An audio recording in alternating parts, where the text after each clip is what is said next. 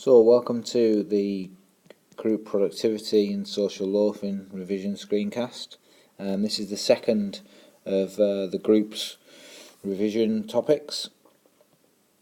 And so when we're looking at team productivity, we're basically looking at that question, so does the team of individual talent make the best team? And I think we know the answer, but Steiner's model sort of sets this out, so you should know Steiner's model, so just sketch out Steiner's model quickly.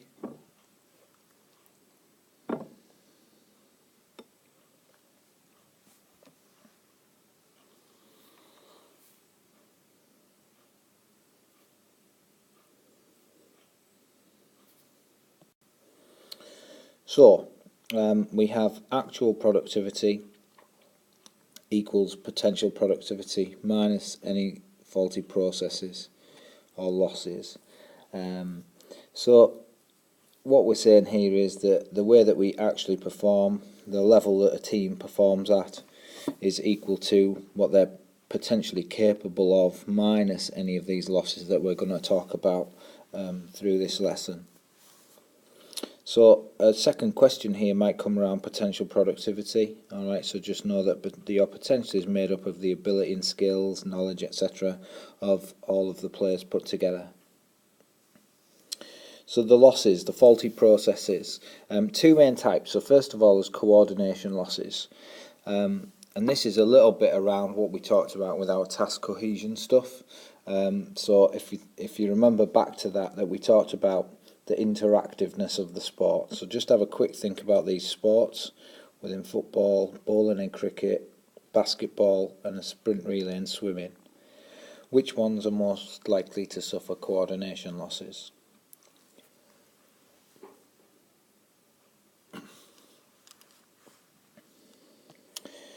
So I'm hoping that you came out with that football and basketball are more interactive sports and therefore they would suffer more coordination losses. The sprint relay and bowling really are individual tasks within a team sport, so they would have less coordination losses.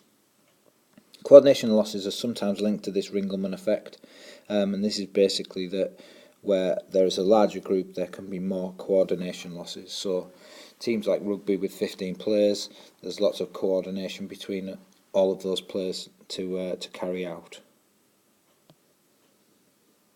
So the second type of loss is through motivation, or obviously a lack of motivation. So this has a name which you should know. So if you just write down what that is and what it means and how it might happen.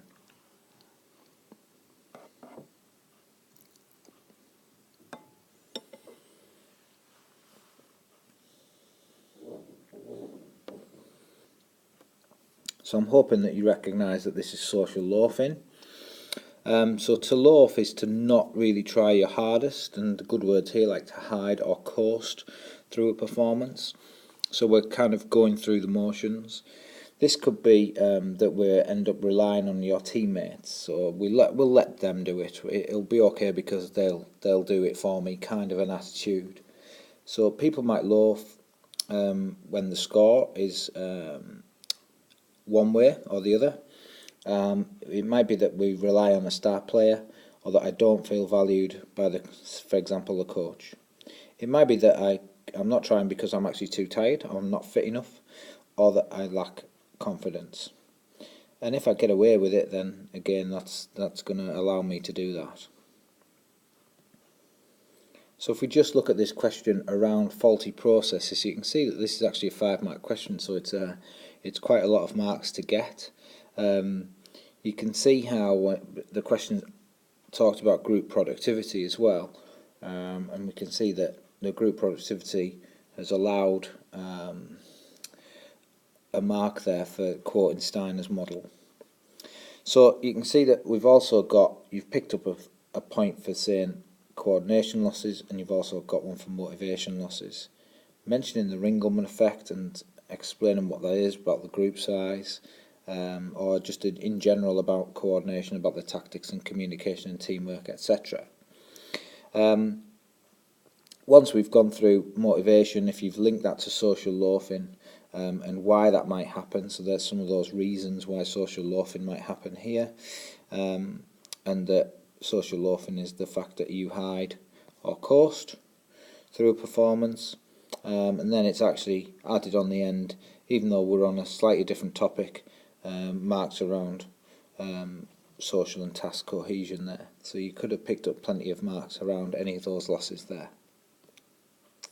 So social loafing is obviously bad, and how can we reduce it in our teams? Well, the first thing to remember with social loafing is that this is a player.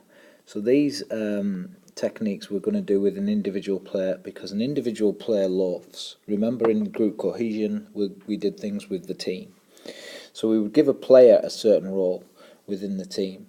We would develop that peer support to help the player. We would improve their fitness potentially if they were fatiguing at the end of games or weren't fit enough. Maybe we need to motivate them through varying our practice. But this time it will be individual goals rather than team goals, and it may be that we need to praise them and develop their self-efficacy. And it could be that if instead of them getting away with it, that we actually evaluate their individual performance using video or GPS data or whatever it might be.